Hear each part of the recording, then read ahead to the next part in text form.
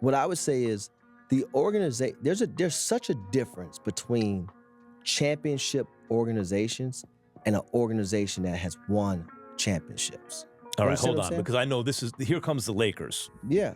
I'm not thinking about the Lakers. I'm saying just in general. But if you want to include the Lakers, Yeah, let's in talk this, about the Lakers. But I'm just saying, we talk about Andy Reid as a winner. You want that guy in your locker room. Because I've heard you say that about the Lakers. There's a difference between a championship organization. Well, I would say that about a lot of teams. Just because you won a championship or several championships, that doesn't necessarily make you a championship organization. Championship organizations, put it this way, the Oklahoma City Thunder, prior to winning a championship, if you would have asked me, is this a championship organization? And I would say, yes. The only problem they have is they haven't won yet. But Sam Presti and well, just everything, the culture, you have to have depth in the front office. What do you mean depth in the front office? Meaning the front office is layered, right? Because you have scouting, you have advanced scouting, you have your international aspect of it, you have your pro scouting, you have your college scouting, and you're looking at it from a place of how are we building this team, right? You're managing assets, you're stockpiling draft capital and things of that nature, and you look up and it's like boom. But while doing that, you're establishing a culture, meaning it don't matter what name comes in here, you are going to do things the way we do Miami them. Heat. The Miami Heat was another one. San Antonio is another one. The Heat and San Antonio is a great comparison. The Lakers should have the same structure, but ever since Dr. Bus had passed away and Jeanie alongside her brothers took over, that franchise has been in flux behind the scenes. Not only the siblings were fighting for power ever since, with many lawsuits while the Lakers were in the bubble winning the championship, but they had to go through a rough patch, a rough transition with the father's ambitions, wanting the son to kind of be the GM, then it not working out with him. Also, Jeanie bust after Kobe retired. The Lakers spent a long period striking out with free agents. They didn't get Kawhi. Paul George re-signed with OKC. LaMarcus Aldridge chose the San Antonio Spurs. Shit, even Klay Thompson, instead of going to the Lakers, he chose the Dallas Mavericks. So even though we all know the Lakers brand as far as winning championships and being successful, ever since Dr. Bus passed away and Kobe had left the team with retirement, the organization has been in flux. I can only imagine the culture. I think the Lakers can trend towards that way now. Because they got the ownership?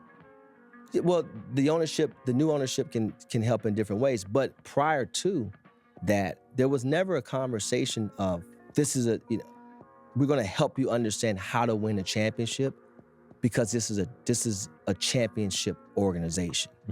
Ooh, see? LaMarcus Aldridge had mentioned the same thing in his free agency. The meeting with the Lakers was all about branding and sponsorships and a lot of Showtime shit, but nothing was about winning basketball. That's why he went with the San Antonio Spurs. Right? I think the Lakers probably didn't give themselves enough credit of being a organization that's won all those championships to say, hey, yeah, I know we're the purple and gold, we're in LA, but we're going to establish certain things despite what your name is. Yeah, and it's good to be able to roll out the red carpet and things like that, but once you get up underneath that, there's just some things foundational that is never going to change. Facts. And that is something that Rich Paul as well as Maverick Carter experienced when they were down there in South Beach dealing with Pat Riley. Udonis Haslem has been on record stating that he has told LeBron James's friends that they are not allowed in the locker room. There was a certain culture, a certain code that was enforced down there. That makes it sound like, because obviously LeBron gets, like the Lakers seem to present this kind of inviting culture to attract superstars, right? Look at the way we treated Kobe Bryant at the end. We paid him when he wasn't even good anymore, and we took care of our own. Hey, LeBron, you might like to play here.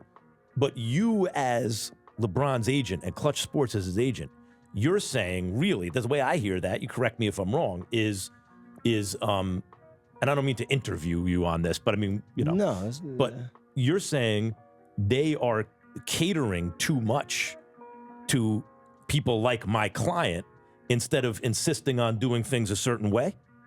I'm saying when you are a team like the Lakers and others, I think there's several teams in the league. Sometimes when you are that attraction, right? You're in LA, you're the purple and gold, the history, the legacy, all of that. There's a couple ways you can lean. But the details within the organization is what's to be invested in to create these foundational roots that no matter what. You mean depth in the front office and this kind of stuff? Yes, the scouting. Jeanie Buss just recently let go some of her siblings from that position. The mom and pop approach ever since the father passed away, it has hit a wall.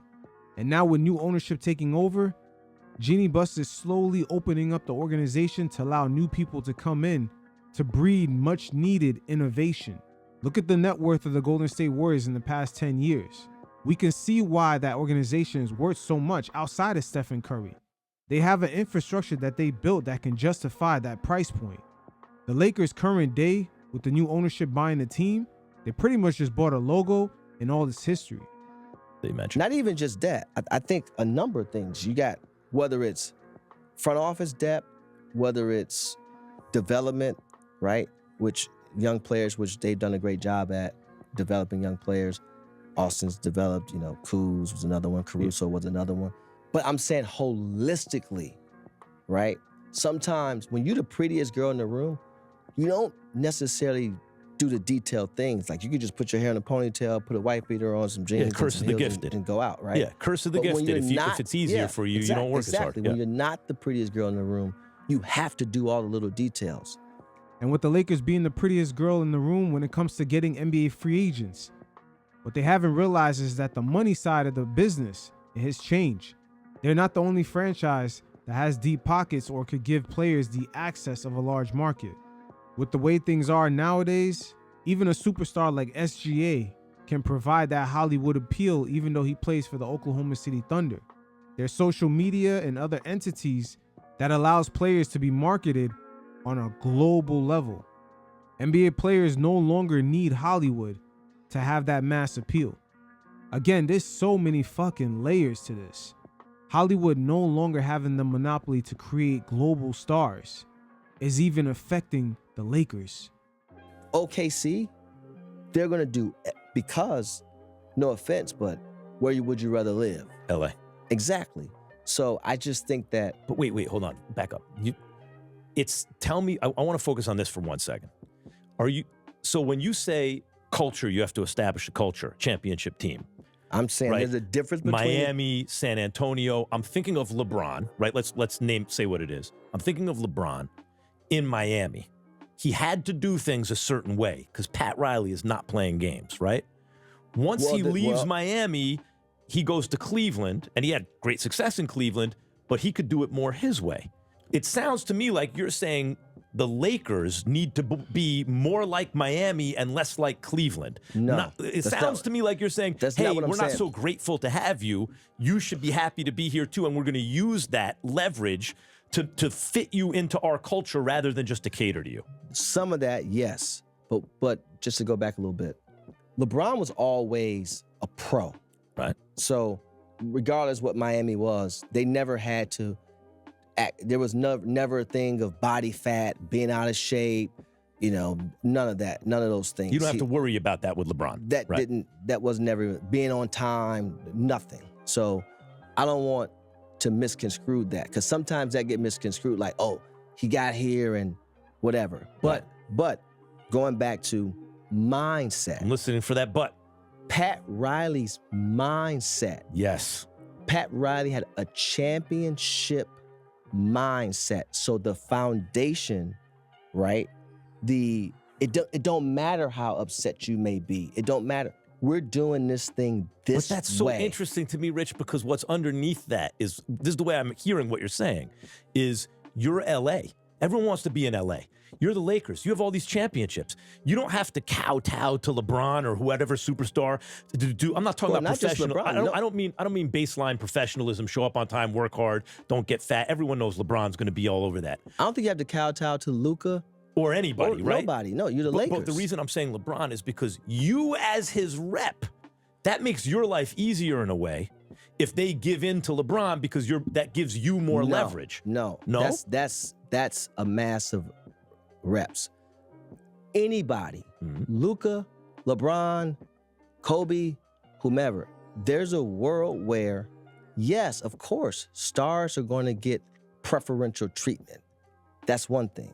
That has nothing to do with the foundation of you as an organization. So stay right there. No matter what, these things are what they are. Okay, when wait, so stay right there. Don't change. As his agent, if you are dealing with a team, let's say the difference between dealing with Miami and Cleveland, are you saying that— I don't sugarcoat things as an agent. Go ahead. What I'm saying is it harder to get what you want for your client from Miami and easier to get it from Cleveland? Or does what you're talking about not really affect that? No. What do you think I want? Who knows? Because usually a superstar, you hear about the certain treatment that they'll get. No. I want what certain treatment? I want all the money he deseres. Right. Which he's going to get from any team anyway. Any player. Right. Right. Everything else, you think I get? No. I want a guy to be on time. I want a guy to be professional. I want a guy to be coachable. I want a guy to give an effort night in and night out. And you don't want different rules for your clients. No. And because some organizations will do that. No. Yeah, the Lakers are all about stars. Of course, they're going to bend the rules for certain players. But at the end of the day, Rich Paul is really talking about like a top-down foundation, the same way the military has. Where the organizational logo, there's no one player that could supersede it. The same way either in the military, the army, or the navy, no one person could ever supersede the flag. No. And this is what I'm saying. And when he's not, I don't need the organization to tell him. I'm going to tell him myself. Mm-hmm. I'll tell the organization, hey, that guy got beat back door. That should be the first thing you show in the film room. The reason that I wanted— that guy. The reason I think that you work in media is because in dealing with you through the years, you've managed to thread this needle where you use honesty as the way you conduct business. So that sounds credible to me that you can deal with the organization just by telling them the truth and telling your clients the truth, right? Yes, absolutely. Yeah. So I would say if there was room to grow, like for the Lakers, it would be in that department. Right. Yes, we are the Lakers, and let's establish this culture. We've got 17 championships. Let's establish this culture of being a championship organization and having these pillars. That don't stop you from having great service and rolling out the red carpet here and there and doing certain things that's preferential. That's fine. Everyone's going to do that, by the way. So, you get treated how you treat other people. That goes no matter where you're at. So, or you would hope at least, right? So that gets to the game the other night, right? It would be hard for me to imagine on a Pat Riley, Eric Spoelstra team, you're getting blown out. Like I'm going back to the streak now of consecutive double-digit scoring games for LeBron. And the streak's on the line, and they're getting blown out. Mm-hmm. Phoenix, right? Was it the Phoenix game? This is already 2 games ago. I think I didn't watch the game. Okay. But I think it was, yeah. And JJ Redick is visibly mad. Who, by the way, JJ's done an incredible job coaching this team because through injury to LeBron, to Luka, doesn't matter who it is, they still win. But do you think they're contenders? We'll get to that in a second. Because playoffs are different than the regular season. And that right there, Mad Max, is where you should really be judging JJ Redick. Media has a very fond affinity for JJ. They're sort of prematurely anointing him as a great head coach. They got to be very careful with that. They did the same thing for Brad Stevens when there's really no proof of it. It was hard for him to manage the minutes, personality, ego of Kyrie, Jaylen Brown, Tatum, Terry Rozier, and the politics of Brendan Haywood being one of the most highest paid players on the team coming off an injury and not necessarily being that same player. So that anointing of head coaches getting their stars early without even proving themselves first, we can't let that go unchecked. LeBron is joking around with dudes on the Phoenix bench and on the court. And as a fan, before I even see JJ's reaction, I'm thinking, LeBron, what are you doing? That's a bad look. You're getting blown out. And then you're still in the game, even though you're getting blown out. And then you take a 3 to keep the streak alive in a blowout. Man, that's some bullshit, right? And JJ's pissed. You can see he's pissed. But then in the very next game, I think like that was the fact that JJ handled it this way, and maybe this bodes well for the Lakers and the culture you're talking about. He was clearly not happy with LeBron. And the very next game, with the streak still on the line, LeBron makes the right basketball play and passes it to Hachimura. Yeah. And Hachimura buries the shot, and they win the game. And that seemed to be, and then LeBron balled out in his next game. And that seemed to me, you could maybe identify, if this works out for the Lakers and that they at least make a little run in the playoffs, however it ends up, you could identify that moment where JJ is establishing a culture even to LeBron James, and where LeBron makes amends, because it felt to me watching the Phoenix game that he was making amends for the previous game. Not the Phoenix game, the next game, where he's making amends and passing the ball and ending the streak by making the right play to Hachimura, almost to make up for his behavior in the previous game. Well, I don't know if it's to make up, because I don't think he needs to make up, but I know what you're saying. It's two things. JJ was pissed, right? But this guy had been in the league for 23 years. Yeah. He knows if he did something that wasn't right, but those two things aren't the most important thing in that situation. The most important thing in that situation is to be LeBron and be open-minded to do what? Allow yourself to be reprimanded. That's disciplined. Right. Good. Yeah. And now, the next game, you make which he got criticized for making that same play to Korver, to Daniel Marshall, to Mo Williams or whoever else, right, for many years. Same play. We can go back and look at the tape. Right. He didn't want to shoot it. Yeah. Yeah, same play. I mean, I thought the streak was a little overrated anyway. Then why is he taking a three at the end of a blowout if it's overrated? Because the optics don't look right, especially for a player who's not really going to necessarily retire after this season. It's really kind of crazy when you really think about it, because that stat with LeBron's streak, it really ages him.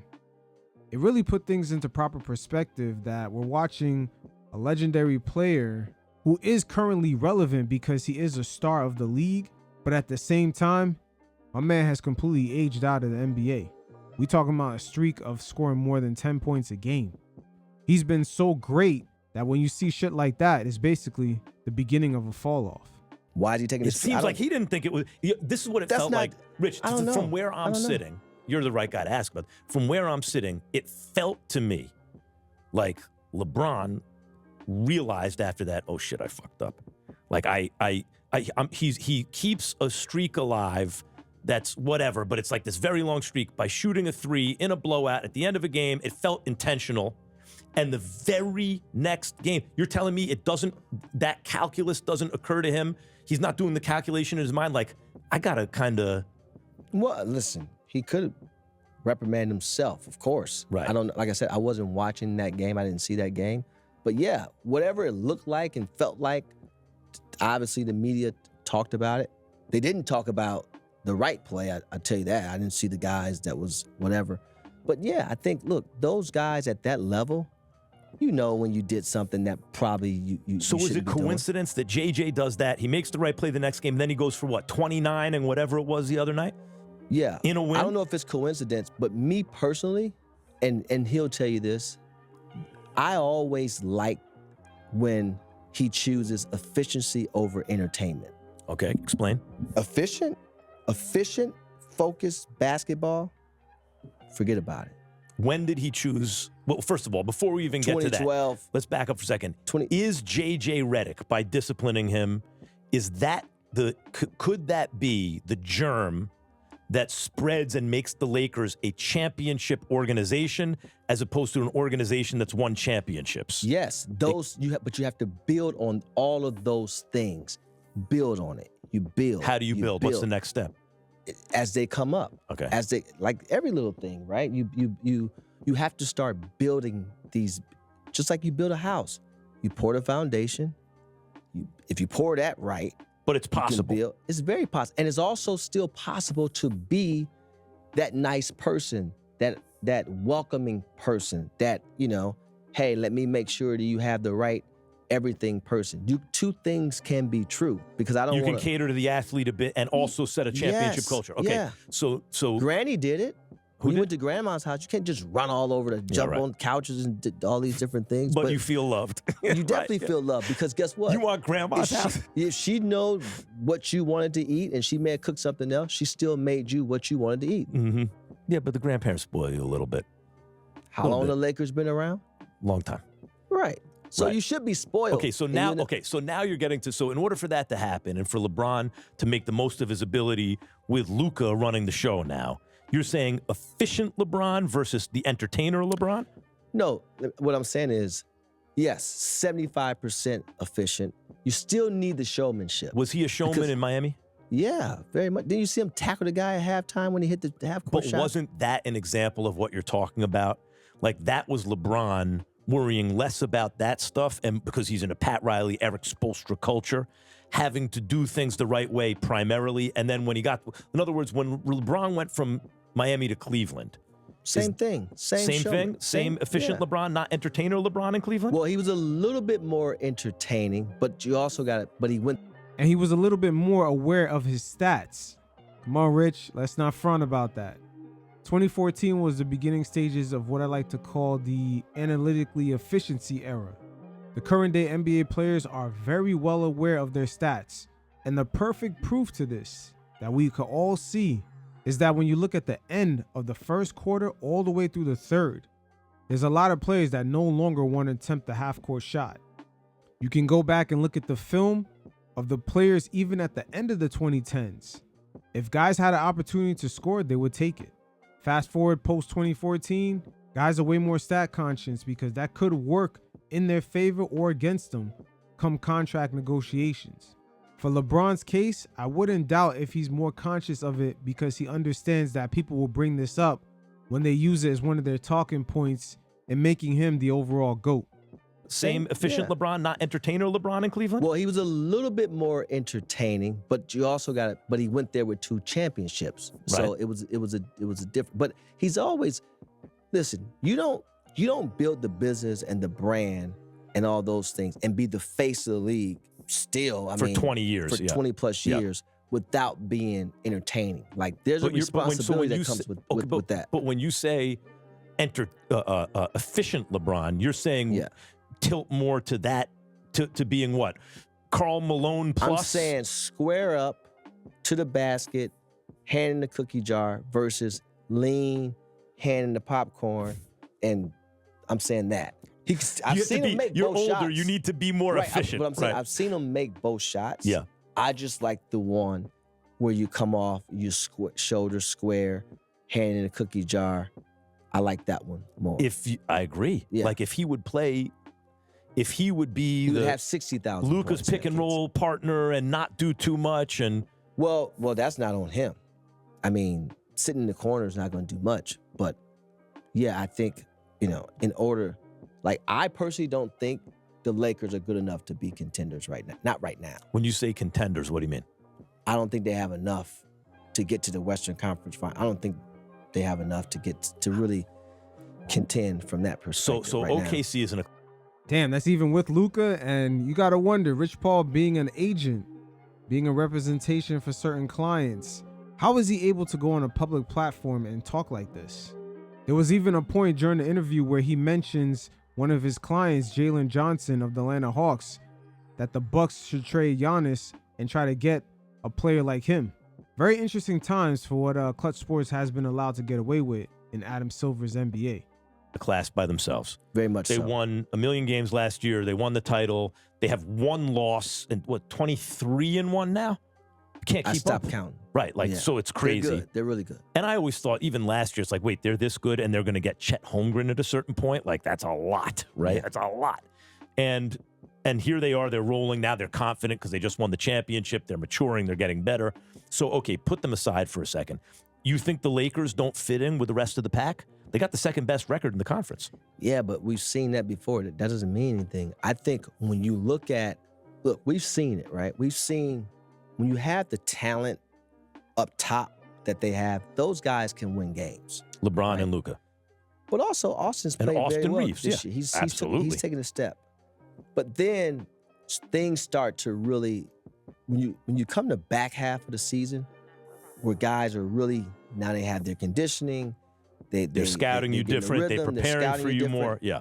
It's one thing. Then when you go into the playoffs, we seen last year, they ran into athleticism and length. They struggled. So when you look at it now, athleticism, length, shooting, speed, right? Because now, can the Lakers play fast? I don't think so. And style of play. You can't, you know, that style of play is going to be very easy to guard but when you who get do to they the not playoffs. fit in with other than OKC? Well, I mean, Denver? Denver's, no. They're not a better team Houston? than Denver. Athletes. Yeah, Max, the Lakers are missing a lot of athleticism. The guys out there in the wings are just way too slow to guard anybody. That includes LeBron, Luka, and Austin Reeves. And it played out no further than the playoff series against the Minnesota Timberwolves. Anthony Edwards basically had his pick of the litter of who he was going to blow by. I think they fit in with look, ideally Austin Reeves, and who knows what happens by the playoffs, is Ginobili, right? In an ideal world, On a championship team, he's the killer sixth man, right? Yeah. But That's he's not paid, this. But he's paid as a starter. He's paid. I get it. Yeah. So it makes it harder. Yeah. Right? No, what I'm saying is Ginobili was paid as a starter. Sure, but in this day and age, if you're paid the way he's about to get paid, it's harder to make you a sixth man. Going back to the championship organization versus an organization with championships. The Spurs... On the Spurs, he'd be the sixth man, right? Especially back in the day. The Spurs made that decision. And you know what Ginobili did? He embraced it. Right. And how many championships they win? 5. Yeah. It's those type of decisions to be made. Again, not getting enamored with all the other things. But I just don't, I think there's a couple things to be made, changes to be made in the short and the long. In the short, I'm putting LeBron as the screener because no offense to Ayton or Jackson Hayes, they're just not the decision maker coming out of the pick and roll. It makes it hard. If you have Luka and LeBron in those roles, what I'm saying. Because now, LeBron is overqualified for that role. But now all you need in that case, we've seen it, the guy in the dunker spot, and then the guy in the short corner. If they make shots, then you're very tough to beat. Now, some teams may just... Come on, Rich. I can't let you get away with that. LeBron is not at the point in his career where he's going to be setting screens 24/7. And also, he's not willing to get down low. As big as he is, virtually bigger than everyone else that's out there on the court.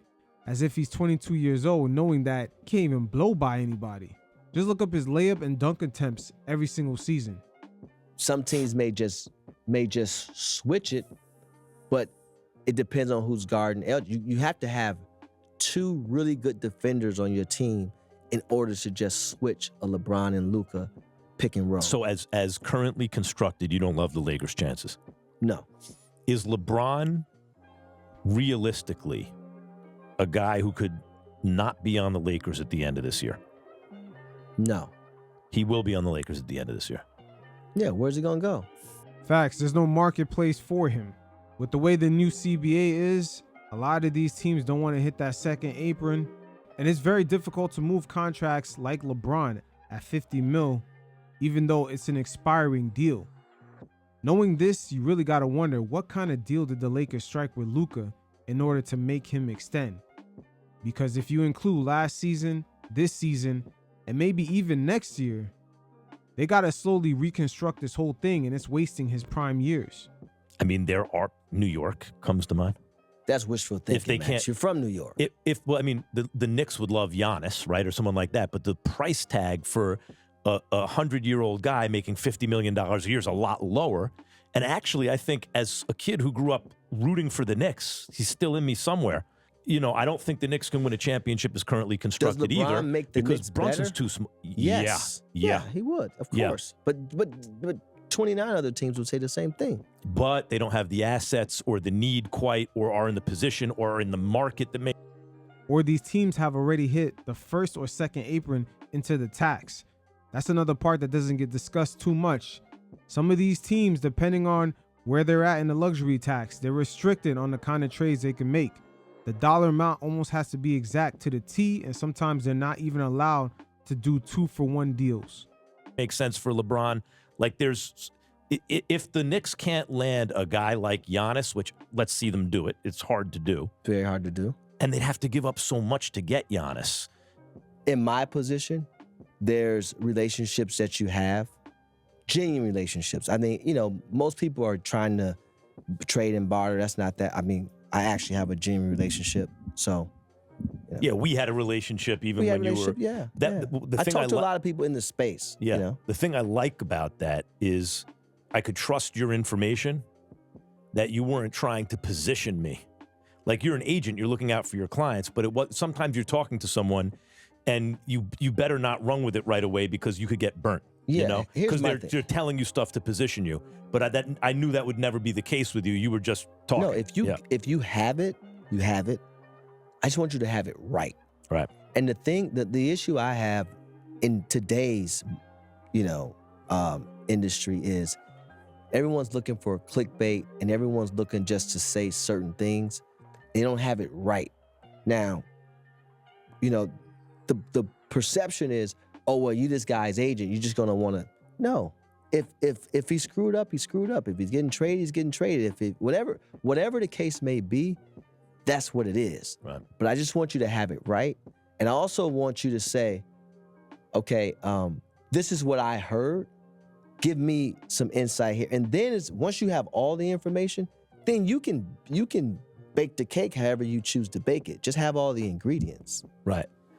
Like I would always say, if I could choose where my player gets drafted, I want them to go to certain places because, in my opinion, it puts extra years on their career. Pittsburgh, Baltimore, whatever it is. In football, there are Yes. established good culture places Yes. that are always going to compete. And in basketball too. San Antonio. Because when you go to these places, believe it or not, all organizations aren't created equal, which I actually think the league should have a mandatory prerequisite standardized level of all things you have to be as an organization across everything from.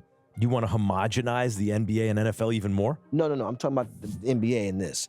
I'm saying as an organization, it should be a threshold that you cannot come below across all things from medical staff I see. to, cafeteria, all the way across. Because, again, it just you can. It's not all organizations are not created equal in that way. Right. Facts. And LeBron James doesn't get enough credit because he actually increased certain standards within some of the organizations that even other teams have copied. For example, in Cleveland, he had catering after the games for both the home and away team. So behind the scenes, he has improved things to make it better for players. Right. And Who was it in the NBA everyone was getting hurt? Was it Phoenix? About 10 years ago. Well, Phoenix used to have one of the best medical staffs. No, so it wasn't Phoenix. I'm trying to remember the NBA organization that everyone was getting hurt because they shared staff with like the NFL team. It was New Orleans. Damn. No wonder Zion can't get right. And let's not forget, in his early days with the Pelicans, one of his parents had tweeted out making comments about the medical staff down there in New Orleans. At some point, the NBA is going to have to pause those expansion talks and just move the Pelicans to Vegas or Seattle. But going back to the topic of medical staffs, we could even look at the Portland Trail Blazers when they had Brandon Roy and the way the situation played out with, what's his name, Greg Oden. Back-to-back high-performing draft picks that had very questionable recoveries. You would think with a lot of the star players that the investment in the medical staff would be top priority. And it's something that should be standardized because Portland, I tell you what, they had one hell of a player in Brandon Roy, and I can only imagine the possibilities if Greg Oden has stayed healthy. Oh yeah, New Orleans does share. But like, again, it's one of those things where you have to have these relationships and you have to have the ability to say to people, to teams, etc., this now when you're a superstar, depending on what you care about, you can also help a team improve in those ways as well. But so you think Lamar could have had a ripple effect on the Jets potentially? Yeah, if he's taken what he's gotten in Baltimore and he gets to New York, because of what he was able to see in Baltimore, he can actually identify what New York actually lacks. Bring some of that. Yeah, if a kid's, some of what LeBron brought back to Cleveland after Miami. Absolutely. A little of that pixie dust. And but also it's not to the magic. Lakers. But if you're getting from college to the Jets or whomever, you just want to go pro. You don't, I mean, what do I know? You don't, unless you're coming from one of those major programs, my Ohio State Buckeyes, or a Georgia or Alabama, those are like the 33rd, 34th, and 35th NFL team. That's not, right. But the more you talk about it, Giannis, yes, should be moved. Lamar should stay where he is. Fair point. Yeah. That's fair. Yeah. Lamar should stay where he is. Because you feel like what? Because you're right about Baltimore. The organization has shown over time. You have to see the difference between sometimes a certain regime is run its course in terms of coaching staff or players, as you said, you could overhaul. But if the that's moving furniture. If the architecture is good in an organization, you can ride that out because the chances are that'll fix itself. So you say that. Well, sometimes the player also has to recognize where he's at too. Right. Because if you go home and the people around you, you should do this, you should do that. If you read all the comments on social media, but if you don't recognize what you actually have, I mean, you're saying that's why a change of scenery is sometimes good for the player, even if he's in a good organization? No. Sometimes a change of scenery is not good for the player. Because if you're Giannis, right? You're making the opposite point. I always say this. Your stepmom is not going to treat you like your mom. Mm-hmm. She's not. If you got one time and that front door going to be locked, the side door going to be locked. And if you had a key, the lock's going to be changed. But mom's going to leave the door open. Mom's going to come through the side door with the plate. She going to throw mysteriously the car keys was dropped in the driveway. She couldn't find the keys. You didn't use the car. This is what happens.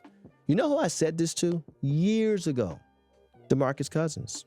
Mm-hmm. He wanted to leave Sacramento so bad. And I said this to him. I love DC. He's great. I'm like, I don't know, man. And before this recent wave of bigs, he was like the most skilled big you could see. Yeah, but I'm just saying, when a team drafts you, and I don't know how he feels about this, and he'll tell me when he see me, but it's just like, listen, man, your stepmom is not going to treat you like your mom, regardless of what your talent may be. So even in Giannis's case. That is facts. And I'm pretty sure that's a hard lesson that Kevin Durant has learned throughout the years, that no other franchise was going to treat him like the homegrown Oklahoma City Thunder. He had a few instances even in Golden State where it looked like they were treating him like a rental.